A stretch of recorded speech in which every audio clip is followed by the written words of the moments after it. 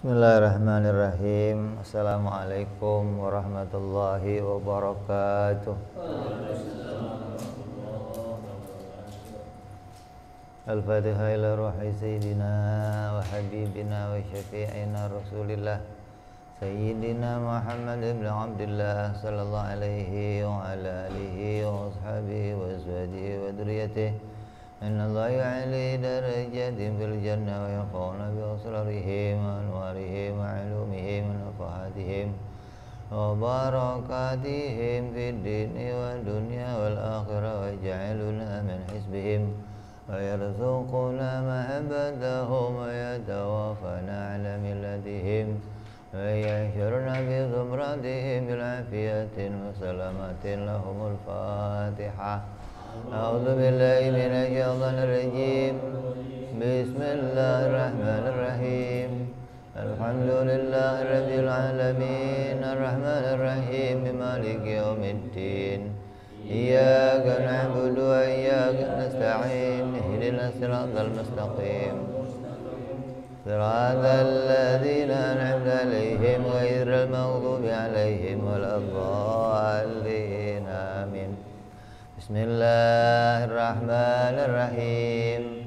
Nawaitu ta'alluma wa ta'lima wa tadhakkura wa tadhkira wa naf'a wal intifa'a wal ifadata wal istifadata wal hitha ala tamassuki bi kitabillahi wa sunnati rasulillah sallallahu alaihi wasallam wa du'a ilal huda wa dilalata alal khairi ibtigha'a mardatihi wa qurbihi wa thawabihi wa husnil khatimah ma'al lutfi wal afiyah salahil aqibah.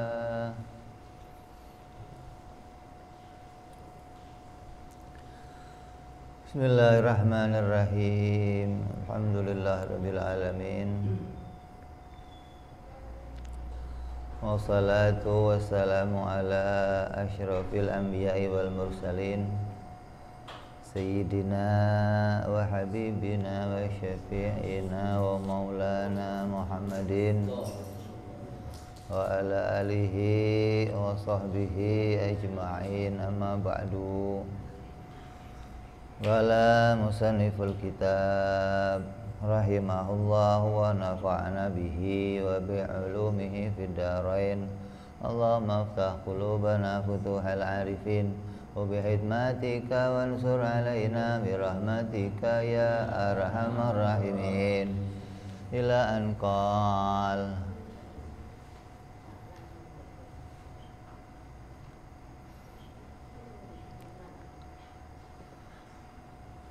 yang lalu sudah kita bahas tentang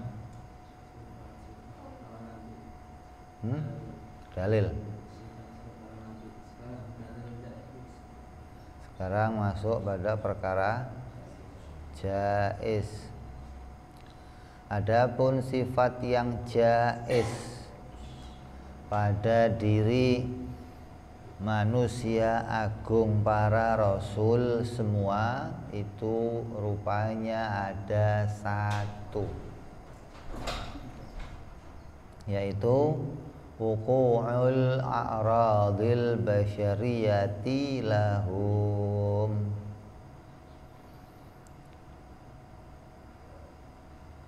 yaitu terdapatnya pada diri para rasul itu sifat-sifat kemanusiaan. Yang wajib udah kita bahas, yang mustahil juga sudah kita bahas, tinggal perkara jaiz. Yang jaiz bagi nabi hanya ada satu. Apa itu? Yaitu para nabi bersifat manusia.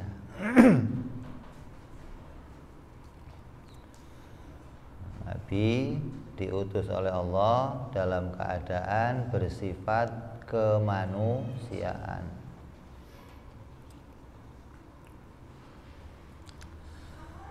Tapi tidak semua sifat manusia itu boleh ada pada Nabi. Nabi itu boleh bersifat manusia, tapi tidak semua sifat-sifat manusia boleh ada pada Nabi. Artinya sifatnya Nabi boleh saja pada kita, sifat kemanusiaannya, tapi sifat manusia biasa kayak kita nggak boleh ada pada Nabi. Kenapa? Karena terkadang kita itu punya sifat kemanusiaan tapi sifat manusia yang rendah, sifat manusia yang cacat, sifat manusia yang tidak mulia. Maka sifat-sifat yang begitu tidak boleh terjadi pada Nabi. Jadi Nabi itu boleh bersifat manusia, tapi sifat manusia yang ada pada Nabi harus sifat kemanusiaan yang tidak mencacati derajat kemuliaannya.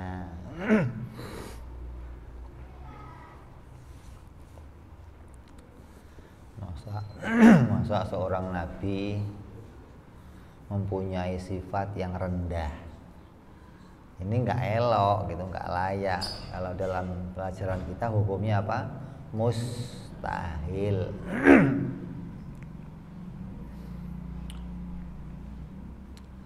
Contohnya sifat kemanusiaan apa?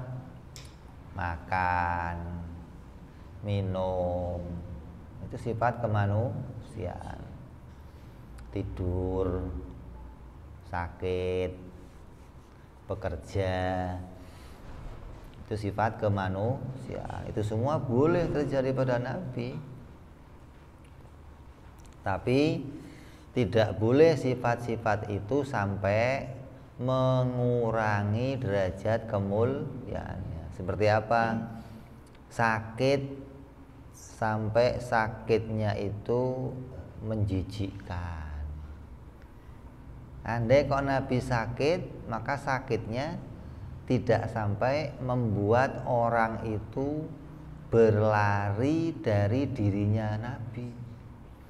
Nabi itu kan perintahnya dakwah di tengah-tengah umat, kumpul sama umat, ngajarin umat. Jadi dia harus berdekatan sama umat. Kok tiba-tiba dia punya sakit, yang sakitnya itu sampai membuat orang itu jauh dari dia, maka akan berlawanan dengan risalahnya, berlawanan dengan cara dakwahnya. Bagaimana bisa dakwah ketika orang lain berlari dari dia? Jadi nggak mungkin para nabi itu punya sifat kemanusiaan seperti sakit, yang sakit itu sampai mengurangi derajat kemuliaannya. Kayak apa contohnya?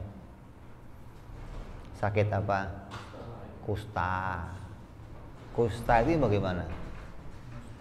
Sakit kusta yang bagaimana? Hah? Kusta itu yang ada copot. Hah? Hah? Kencing manis. Iya, penyakit kulit yang nanti tulang-tulangnya tahu-tahu pada lepas, sendi-sendinya itu gosok. Terus apa namanya? Harus diisolasi. Nggak boleh dicampur dengan yang lain. Karena gampang menular gitu loh. Artinya kalau ada orang kena penyakit itu dikumpulkan sama yang lain, nanti yang lain bisa cepat sakit juga tuh. Maka Nabi nggak mungkin pada dirinya kena penyakit kusta. Kenapa? Karena penyakit kusta itu menjijikkan. Orang yang lihat juga jorok.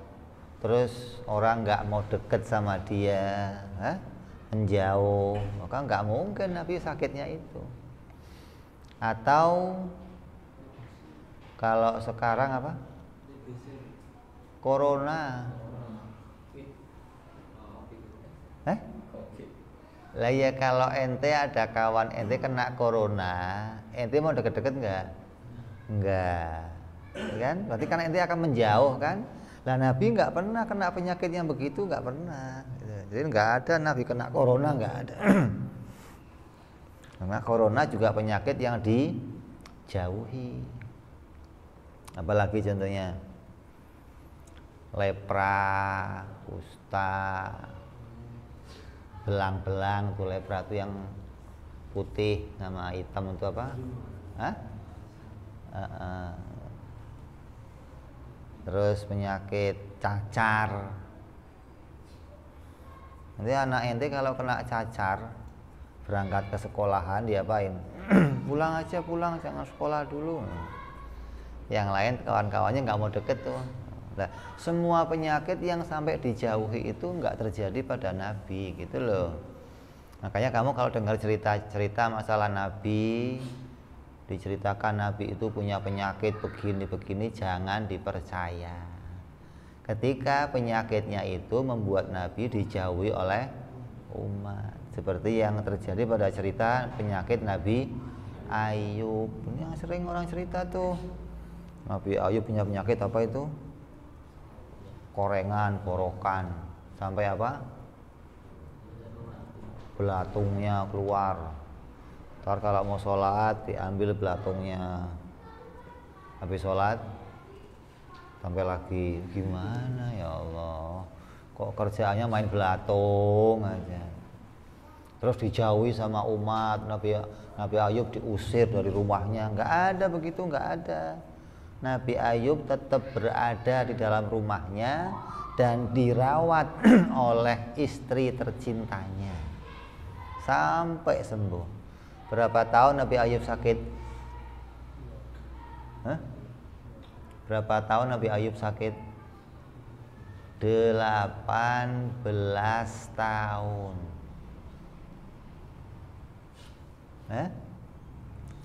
Tanpa mengeluh. Penyakitnya Nabi Ayub parah. Artinya penyakit yang sampai membuat Nabi Ayub itu garuk-garuk. Kalau nggak boleh lihat ujung-ujung begini nih, gatel, tapi nggak terlihat di luar.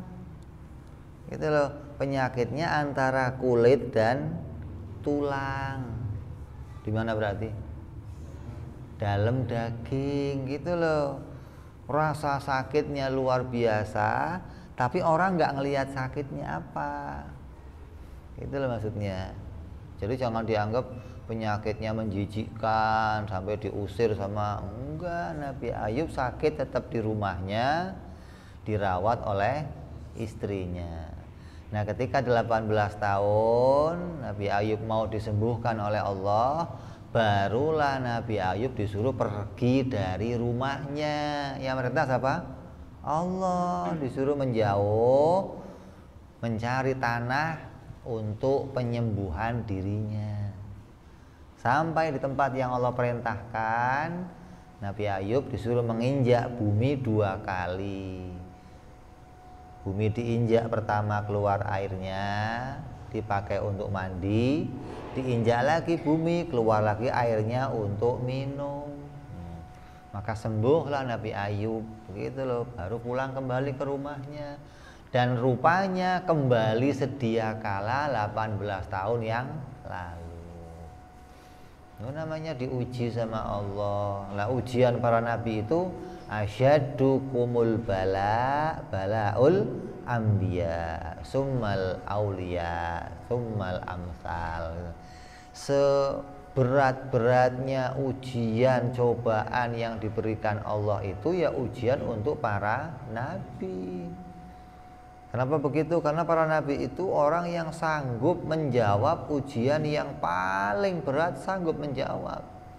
Kalau kita kan ujiannya paling kecil-kecil, kena duri aja udah teriak-teriak kamu, waduh. Baru kena kecepetan ini dikit udah ramenya luar biasa. Kenapa? Kita nggak sanggup menerima ujian yang gede. Makanya Allah itu menguji hambanya sesuai dengan kemampuannya. Ya Allah tahu ukuran kita gitu loh. Oh ini ukuran sekian, ujiannya ini ukurannya sekian ukuran. Jadi nggak terus apa orang yang kayak kita diuji dengan yang berat, yang nggak sanggup, nggak ada. Allah menguji sesuai kemampuan hambanya lah. Para nabi itu orang yang mampu menjawab soal yang berat-berat juga dijawab. Ya, itu yang pertama. Jadi nabi itu nggak pernah mempunyai sifat manusia yang sampai mengurangi derajat kemuliaannya. Makan, sifat manusia nggak makan, sifat manusia. Tapi makannya Nabi nggak mengurangi derajat kemuliaannya. Nabi kalau makan terhormat, makannya 3 jari. Kalau makan piringnya diajuin. Kalau kamu enggak, kepalanya yang maju. Nah, Nabi enggak pernah begitu. Kepala enggak menunduk ketika makan. Itu kemuliaan namanya. Makanya orang-orang bule kalau makan kasih selemek, nah, makan tuh. Enggak ada makan begini, enggak ada. Ininya dinaikin ke sini. Nah, begitu. Bukan kepalanya yang ke sana.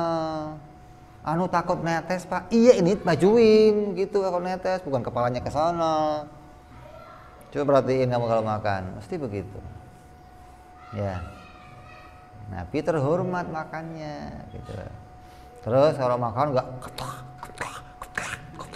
kayak kuda makan. Nah, ya, tapi kalau makan terkunci mulutnya sampai halus. Jadi makannya aja terhormat gitu loh. Minum terhormat. Yang dimakan halal, yang diminum halal. Nggak pernah makan yang haram, minum yang haram. Terus Nabi ya lapar. Manusia kan lapar. Mau makan, minum kan lapar. Tapi Nabi kalau lapar nggak resek. Lu kan resek kalau lapar. Ada gelas dipecahin. Kopi telat aja pintu digebrak-gebrak. Kopi mana kopi? Gebrade, baru kopi terlambat aja ramenya minta ampun. Lu kalau lapar resek lu begitu. Nah, sering gitu ya. Nggak ada Nabi kelaparan di tengah jalan berhenti ngewarung, nggak ada. Gua lapar nih, warung dulu yuk, nggak ada begitu. Terhormat Nabi. Nabi yang nikah. Nikahnya Nabi juga bukan karena hawa nafsu, tapi Allah yang perintahkan untuk menikah. Ini nikahin, maka Nabi nikahin. Kalau yang enggak diperintah, ya enggak dinikahin. Jadi bukan nikahnya milih yang cantik mana ya, enggak. Nabi enggak pernah milih mana yang cantik. Ketika diperintah kawin, baru dia kawin. Kalau ini kan enggak, kalau enggak cantik, bahenol, tembem kayak gini enggak, kurang hebat ini mah. Udah kayak gitar apa?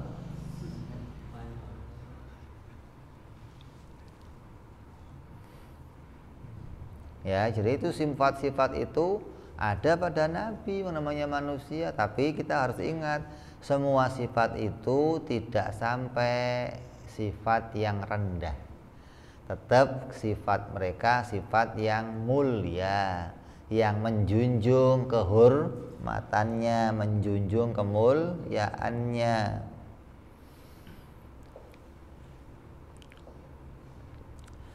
Mustahil para nabi bersifat dengan sifat dengan sifat ketuhanan.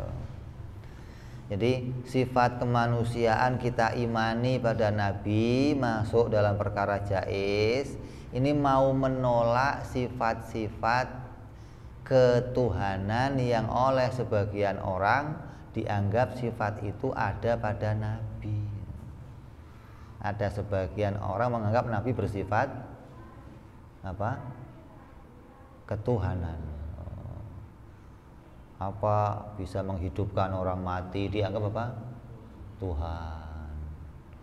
Bisa apa? Membuat bola mata dari lempung Tuhan ini mah nggak ada. Tetap itu mukjizat, bukan sifat ketuhanan. Ini banyak orang salah anggap nih. Nah, kalau kamu nggak ngaji, kamu akan salah mensifati sifat Nabi. Kalau orang udah salah nyifati sifat Nabi, ya celaka, imannya rusak.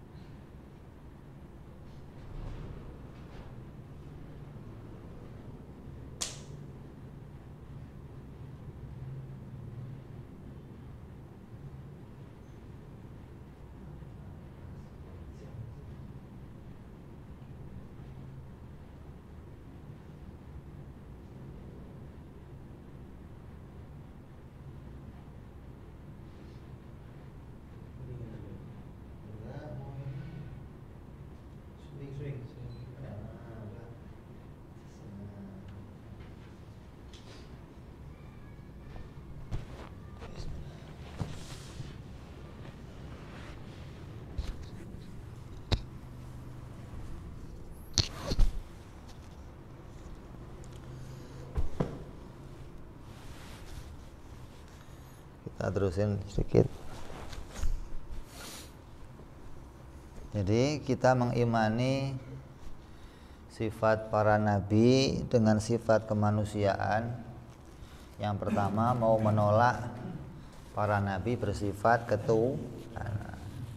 Seperti siapa? Orang-orang Yahudi yang mengatakan Nabi Uzair anak Tuhan. Berarti dianggap Uzair itu punya sifat-sifat ketuhanan.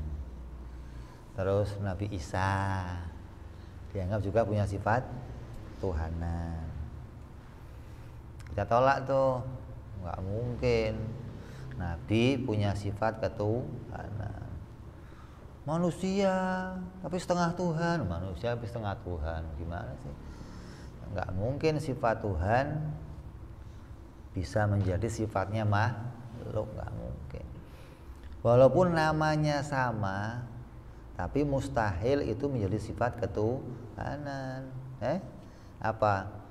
Kuasa, melihat, mendengar. Tuhan melihat nggak? Melihat. Tuhan mendengar nggak? Mendengar. Kita melihat, kita mendengar. Bukan berarti itu punya sifat Tuhan, nggak begitu. Sifat melihatnya Allah nggak butuh alat, gitu dong. Kalau sifat melihatnya kita butuh alat, pakai mata, pakai indera, pakai kornea, pakai bola mata, gitu. Artinya namanya boleh sama tapi berbeda. Lah para nabi dituduh sebagai sifat ketuhanan karena dianggap punya kehebatan. Apa? Menghidupkan orang mati. Siapa yang bisa menghidupin orang mati? Kalau enggak Tuhan. Memang yang hidup orang mati mesti Tuhan, tapi bukan berarti Nabi jadi Tuhan. Ketika Nabi Isa menghidupkan orang mati, Nabi Isa ngomongnya apa? Ya Allah, hidupkanlah orang mati ini sebagai tanda aku utusanmu. Begitu. Nabi Isa kan ditantang. Nabi Isa, kalau memang kamu itu utusan Tuhan, coba hidupkan orang mati ini. Itu kan? Maka Nabi Isa mulai sama Allah, ya Allah, hidupkan orang ini sebagai bukti aku utusanmu. Maka dihidupkanlah orang itu, maka tandanya Allah membenarkan kalau dia utusan Allah. Gitu loh.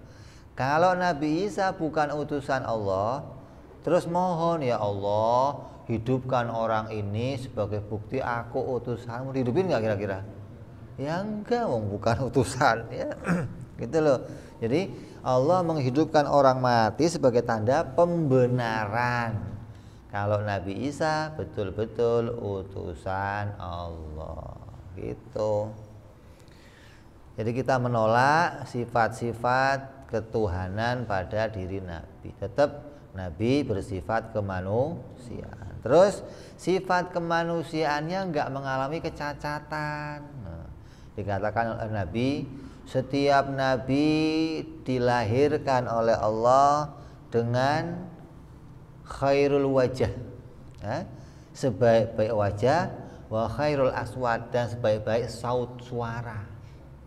Suaranya paling merdu, suaranya paling baik, wajahnya paling ganteng di antara umat. Maka nggak ada nabi yang kalau ngomong cadel. Ada nggak berita nabi cadel? Nabi siapa? Awas lo, hati-hati, nabi kok cadel. Kalau pas bacain ayat aro'aitan apa itu nabi? Nah, nggak ada begitu, nggak ada. Oh, Nabi Musa kan pernah makan api waktu kecil. Mau makan api, mau dibakar api, Nabi mukjizat. Itu mengalahkan yang lainnya. Dan tidak sampai itu mencacati derajat kemuliaannya. Terus apalagi yang lain? Nabi Syuaib buta. Ada Nabi buta gimana? Cacat dong sifat buta. Wong Nabi itu nuntun umat ke jalan yang benar, kok malah sifatnya buta. Kalau Nabi buta bagaimana? Dituntun sama umat dong. Kalau presiden mah nggak apa-apa lah. Itu aja aneh, orang pada protes. Ada presiden begini, cuman di +62 doang katanya. Di tempat lain nggak ada, hanya ada di +62. Ada presiden. Nah kalau Nabi nggak ada, Nabi buta nggak ada. Loh itu Nabi Syuaib, Nabi Yakub ya, yang nangis terus sampai ditinggal Nabi Allah Yusuf alaihissalam, nangis terus sampai matanya buta. Kalau nangis terus bukan buta, namanya tertutup air mata gitu loh. Orang kalau nangis ngelihat bisa nggak? Saking derasnya nangis, lihat orang ngeremeng-remeng. Jadi kenapa? Karena derasnya air mata. Nabi Yakub begitu, saking sedihnya Nabi Yusuf pergi nangis, sehingga ketika ditanya orang yang lewat, kamu siapa? Seakan-akan nggak ngelihat gitu loh, matanya remeng-remeng. Oh itu buktinya begitu Nabi Yusuf membawa jubahnya dikirim ke Nabi Syuaib, dicium jubahnya langsung sembuh. Ya orang nggak nangis lagi sembuh. Kalau nggak nangis lagi kayak cerah matanya, berarti diputusin buta, kan berat. Ini etikot loh, jangan sampai ngerusak. Jadi kita wajib iman kalau Nabi itu tidak cacat gitu loh. Nabi itu sempurna sifat-sifatnya, nggak ada sifat kemanusiaan yang sampai mengurangi derajat kemuliaannya, nggak ada gitu loh. Sampai satu persatu nanti sifat-sifatnya harus kita jelaskan. Ketika kamu kok mendengar berita-berita dari luar yang mengatakan sifat Nabi itu begini begitu, nggak mulia, cacat, harus kita tolak. Kita wajib iman semua sifat Nabi sejak Nabi Adam alaihissalam sampai baginda kita Nabi Muhammad sallallahu alaihi wasallam, semua sifatnya mulia. Yang pertama, sifat kemanusiaan mau menolak kecacatan. Yang kedua, sifat kemanusiaan mau menolak Nabi tidak bersifat ketuhanan. Yang ketiga, sifat kemanusiaan mau menolak Nabi tidak bersifat malaikat. Gitu. Nggak ada Nabi bersifat malaikat, nggak ada. Banyak anggapannya orang-orang Arab kuno dulu menganggap apa?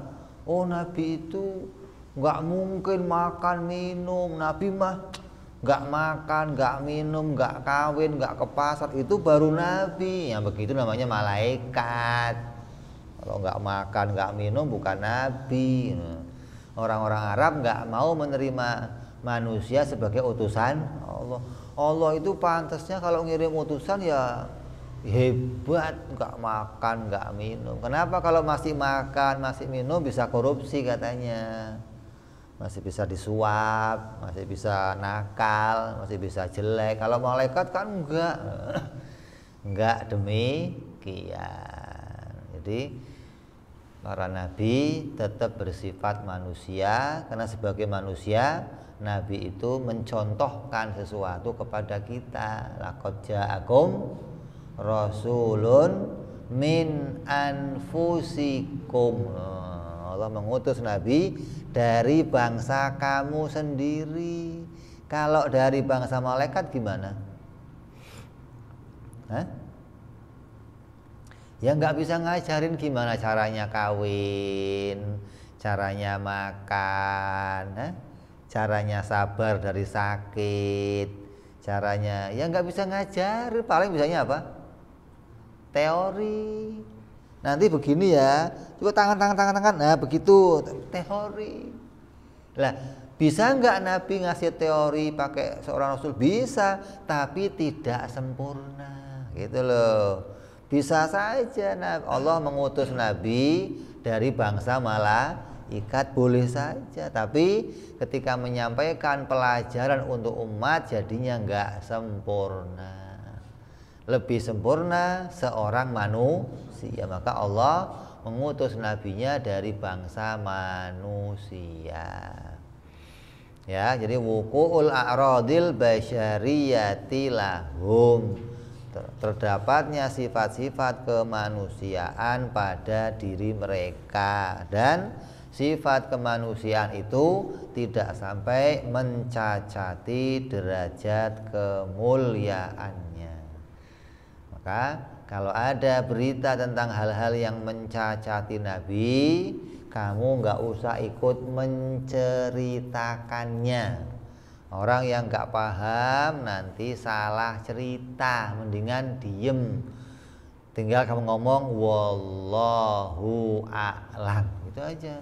Hanya Allah yang tahu, dan saya iman kalau Nabi itu sempurna. Masa sih Allah menjadikan seorang utusan nggak sempurna, sedangkan umat yang lain lebih sempurna? Gimana? Ini utusan Allah cacat, yang ini bukan utusannya sempurna. Ya nggak mungkin lah. Kenapa? Nanti akan dibanding-bandingkan. Nabi ini ganteng, hebat, cuman ada cumanya itu loh, mengurangi derajat kamu. Nggak ada, Nabi itu nggak ada sayangnya, nggak ada. Hebat begini, sayang ya apa, keriting rambutnya, nggak ada. Keriting aja nggak terjadi, Nabi kok keriting kayak rambut kamu begitu. Orang ngelihatnya juga sumpek. Nabi ganteng, pinter, putih, sayang, pesek, ada? Nggak ada. Makanya nggak ada Nabi orang Jawa, nggak ada. Nabi ke orang Jawa ya kayak ente-ente begini, sumpek orang lihatnya. Nabi dari Timur Tengah sono, orang Israel ganteng-ganteng, orang Arab ganteng-ganteng ya, Palestina. Ada nggak orang Indonesia? Ya belum dengar sih, ada Nabi orang Indonesia sih belum dengar. Ada Nabi disebut ganteng, ini itu komplit, sayang kupingnya kecil satu, ada? Nggak ada. Nabi kok kuping kecil satu gimana? Tangannya pengkor, nggak ada, sempurna. Sifat kemanusiaannya tidak sampai mengurangi derajat kemuliaannya. Nabi jarinya ada satu lagi 6, hebat. Cacat itu bukan hebat, kok hebat. Orang mau jarinya 5, sempurna. Kok ini kok 6, cacat namanya, bukan lebih hebat lagi, nggak ada begitu. Ya, jadi itu harus kita imani menjadi sifatnya para nabi. Apa dikatakan basyarun lakal basyar, manusia tapi nggak seperti manusia biasa, gitu loh. Andai dibandingkan nabi itu sebuah batu, maka dianggap nabi itu batu permata, gitu loh. Kalau kita batu kali loh, batu koral yang buat ngecor tuh, belinya trek-trekan. Kalau permata belinya apa? Segelintir begini bisa buat beli batu trek-trekan 2 truk 3 truk. Jadi kalau dibandingkan dengan Nabi, kalau mau diukur, kan Nabi sama-sama manusia, iya, tapi manusia nggak seperti manusia biasa. Kalau diukur pakai batu, maka Nabi itu bagaikan batu berlian, permata yang indah, yang mulia, gitu loh. Kalau kita batu biasa. Ini kalau mau diukur bandingannya. Jadi jangan terus hanya gara-gara sama-sama manusia kamu anggap rendah. Itu berarti kamu berlebih-lebihan. Enggak ada. Kita memuji Nabi dengan sifat yang seperti apapun tidak berlebihan, gitu. Yang berlebihan kalau kamu mensifati Nabi dengan sifat Tuhan, itu baru berlebihan. Selagi itu sifat manusia tidak berlebihan. Nabi itu matanya istimewa, kalau ngelihat sejauh mata memandang kelihatan, enggak berlebihan, memang begitu keadaannya.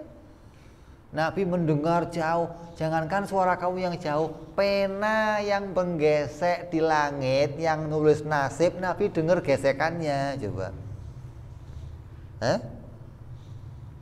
Ibarat printer dah.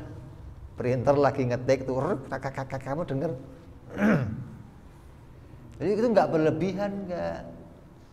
Dikatakan Nabi itu memiliki tenaganya 40 orang laki-laki. Satu Nabi punya tenaga seperti 40 orang laki-laki. Lebih dari itu juga nggak berlebihan. Tapi memang bangsa manusia, bukan terus kekuatan kayak malaikat. Enggak, memang manusia hanya diberi kemampuan lebih dari yang lain. Nabi Musa kuat, Nabi Muhammad kuat. Ini semua nabi begitu ya. Jadi jangan sampai kamu menganggap apa yang kita ceritakan ini mensifati Nabi dengan begini, menganggap oh itu berlebihan.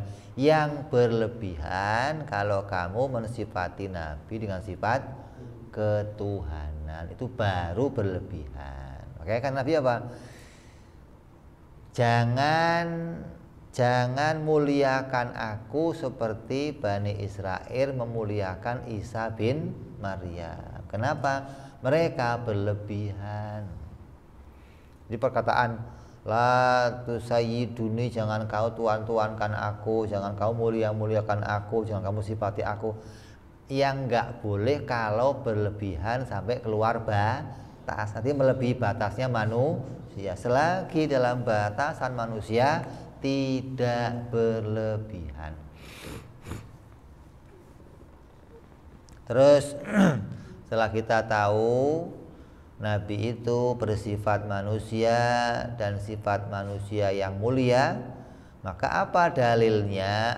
Adapun yang menunjukkan sifat-sifat kemanusiaan pada diri para rasul, bukan sifat ketuhanan, bukan sifat malaikat. Apa buktinya?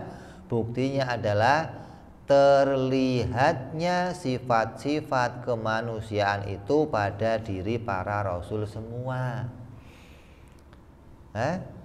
Yang dilihat oleh orang-orang yang hidup bersama para rasul. Kan setiap rasul punya keluarga, punya sahabat, punya tetangga, bahkan punya musuh. Punya enggak? Nabi punya musuh enggak? Musuhnya siapa? Musuh Nabi siapa? Orang kafir ya. Sejak Nabi Nuh punya musuh, Nabi Ibrahim punya musuh, Nabi Isa punya musuhnya siapa? Orang kafir. Setiap orang kafir pasti memusuhi Nabi lah. Kamu kalau mau nanya sesuatu yang baik, kamu mau nanya tentang seseorang nih, pengen dapat cerita yang baik tentang orang itu, kamu nanya sama siapanya? Sama kawannya.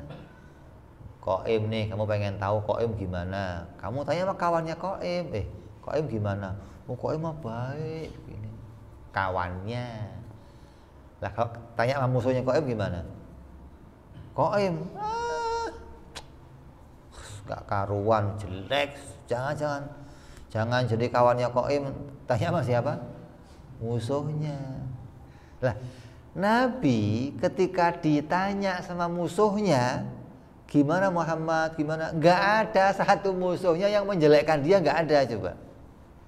Bahkan musuhnya gak menemukan kejelekannya.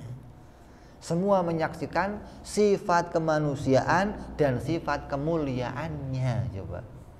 Bahkan musuhnya gak nemu salahnya kan ya.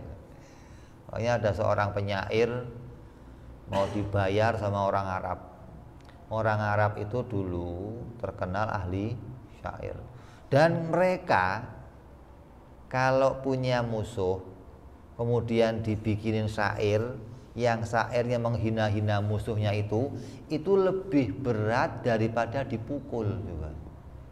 Mending dipukul daripada dibikinkan syair, dijelek-jelekkan, dipajang depan umum. Panggil tukang syair nih, bayar. Temui Muhammad, bikinkan syair yang menjelek-jelekkan dia. Siap, berangkat dia. Sampai ke depan Nabi, dilihat atas bawah, sampai beberapa waktu diperhatiin, balik lagi, pulangin duitnya. Nggak sanggup. Nggak sanggup.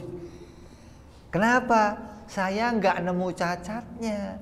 Andai saya nemu cacat di sendalnya, saya bikinkan syair.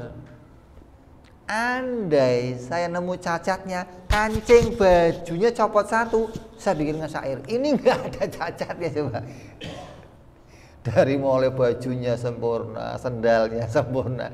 Terus saya mau cacati apanya? Kalau saya bikin syair yang nggak cocok fakta, saya yang malu. Dianggap saya mengada coba. Jadi nggak dijumpai kecacatannya, nggak dijumpai. Semua menyaksikan kemuliaannya, bahkan para musuhnya. Jadi apa buktinya kalau Nabi itu sifatnya mulia? Buktinya disaksikan oleh orang yang hidup pada zamannya. Bukan hanya sahabatnya, tapi sampai musuh-musuhnya menyaksikan kemuliaan para nabi. Terus semua orang yang hidup pada masa Rasul itu melihat sifat-sifat kemanusiaan tersebut. Mereka makan bersama Nabi, minum bersama Nabi, duduk bersama Nabi, jalan bersama Nabi, kerja bersama Nabi. Itu kan melihat semua tuh, melihat sifat kemanusiaannya. Terus apa yang mereka lihat itu diberitakan kepada orang-orang setelahnya secara mutawatir. Mutawatir itu apa? Mutawatir itu hadis yang penyampainya orang banyak. Ada hadis namanya hadis ahad. Hadis ahad itu sebuah hadis ketika Nabi ngomong hadis itu yang dengar cuma satu orang. Disebut namanya hadis ahad. Atau hadis gharib, hadis yang langka. Kenapa? Yang dengar cuma satu-satunya dia doang gitu loh. Lah, hadis yang gharib, yang langka itu tidak boleh untuk pegangan akidah. Kalau mau untuk pegangan akidah harus hadis yang mutawatir, paling enggaknya sahih gitu loh. Nah kalau sahih bagaimana? Lain lagi, ada hadis hasan, nanti yang dengar 2 orang, 3 orang. Kalau mutawatir, sebuah berita dari Nabi tentang Nabi yang diberitakan oleh banyak orang. Kenapa? Tidak mungkin ada kebohongan gitu loh. Kalau yang dengar cuma 1 orang, bisa aja bohong, bisa saja mengada. Tapi kalau banyak orang nyeritain dan ceritanya sama, nggak mungkin ada kebohongan gitu loh. Kayak setiap orang yang pulang dari Mekah cerita di Mekah itu ada batu kotak hitam, ceritanya sama semua, batu kotak hitam, namanya apa? Ka'bah. Nggak ada yang cerita, oh batunya warnanya kuning, satu lagi warnanya violet, ada. Semuanya warna apa? Hitam. Berarti nggak ada kebohongan gitu loh. Semua orang yang dari sono pulang sama semua ceritanya. Itu namanya apa? Mutawatir gitu. Sebuah cerita, berita yang diceritakan oleh banyak orang dan ceritanya sama semua gitu loh. Maka kita mempercayai kalau Nabi Muhammad SAW seorang manusia karena berita itu diberitakan mutawatir. Terus kita ketemu cucunya. Kalau cucunya manusia, kakeknya apa? Kalau cucunya kucing, kakeknya apa? Mana ada cucunya kucing, kakeknya kuda ada. Kalau cucunya kucing ya kakek. Kalau cucunya kok manusia, kakeknya manusia. Jadi itu kita fakta menemukan. Jadi kita melihat, mengimani bahwa para nabi adalah manusia yang dimuliakan oleh Allah. Mereka tidak punya kecacatan. Mereka disifati dengan sifat kemanusiaan untuk menolak adanya sifat ketuhanan, adanya sifat malaikat. Dan dalilnya apa? Dalilnya kita mengimani mereka adalah sifat manusia. Berita itu diberitakan secara mutawatir. Enggak ada lagi kebohongan yang mungkin terjadi di dalam berita yang mutawatir. Maka lengkap semua kita bicarakan. Jumlahnya ada berapa? 10. Berapa? Yang wajib 4. Apa aja? Sidik, tabligh, amanah, fatonah. Yang mustahil 4. Apa aja? Kidib, hianat, kitman, baladah. 4 tambah 4 berapa? 8. Jaiznya 1 apa? Sifat kemanusiaan wajib. Sifat kemanusiaan itu sifat manusia yang mulia. Mustahil bersifat ketuhanan. Mustahil bersifat malaikat. Jadi jaiznya 1, lawannya dari jaiz 1 gitu. Jumlahnya 10. Ini harus kita yakin itu yang berkaitan sama sifat-sifat para nabi. Ini masuk akidah kita. Nanti disambung lagi, tinggal khobar.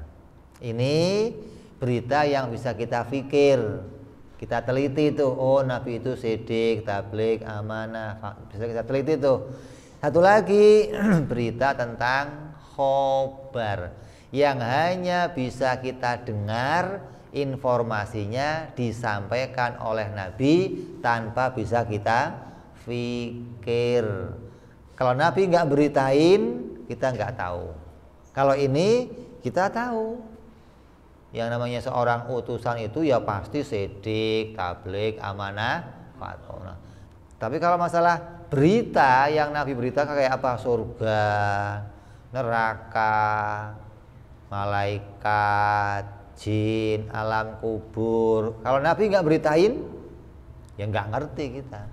Nah, insya Allah besok kita sambung bicara berita-berita yang wajib kita imani yang disampaikan oleh Nabi Muhammad Sallallahu Alaihi Wasallam. Insya Allah. Wallahu a'lam bishawab. Wa ila hadratin Nabi. Al-Fatihah. A'udzu billahi minasyaitonir rajim. Bismillahirrahmanirrahim. Alhamdulillahirabbil alamin arrahmanir rahim maliki yaumiddin. Iyyaka na'budu wa iyyaka nasta'in ihdinas siratal mustaqim. Siratal ladzina an'amta 'alaihim ghairil maghdubi 'alaihim waladdallin. Amin. Ya Rabbana i'tarafna bi anana i'tarafna